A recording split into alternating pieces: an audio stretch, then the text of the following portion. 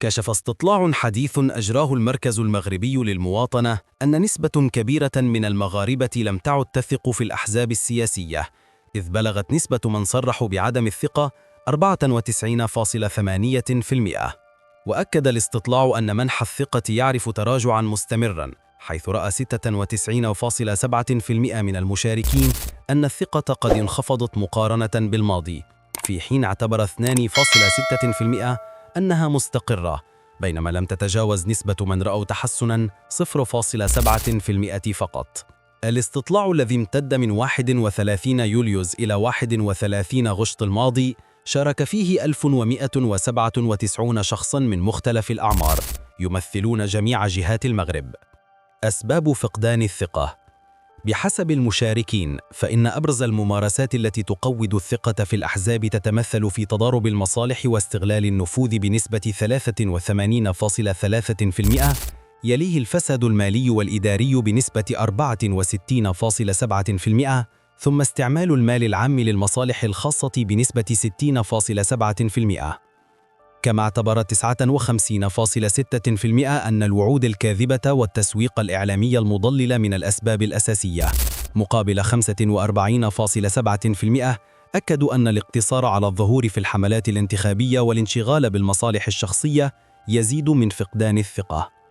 ومن بين العوامل الأخرى التي ذكرها المشاركون تغيير الخطاب بعد الوصول إلى السلطة بنسبة 43%، والتهرب من المساءلة بنسبة 37.3%، إضافة إلى التعالي في التعامل مع المواطنين أو تجاهلهم بنسبة 35.6%.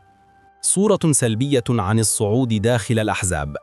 أظهر الاستطلاع أن صورة المواطن عن الحياة الحزبية تتسم بالسلبية، حيث رأى 64.3% أن المال هو العامل الأبرز للترقي داخل الأحزاب، يليه القرابة والعلاقات الشخصية بنسبة 60.8%، ثم الولاء والتملق للقيادة بنسبة 57.4%.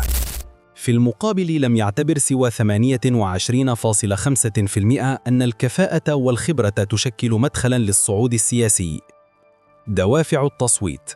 أما عن دوافع التصويت فقد أكد المشاركون أن المقابل المالي يأتي في المقدمة بنسبة 77.7%، يليه الانتماء القبلي أو الجهوي بنسبة 55.4%، ثم توجيهات الأسرة والمحيط الاجتماعي بنسبة 37.8%، بينما لم يرى سوى 22.1% أن سمعة المرشح ونزاهته عامل مؤثر. أما المرجعية الدينية فجاءت بنسبة 16.6%، والانتماء الحزبي ب13.7%. أما البرامج الانتخابية نفسها فلا يصوت بناء عليها إلا 8.6% من المشاركين. استرجاع الثقة.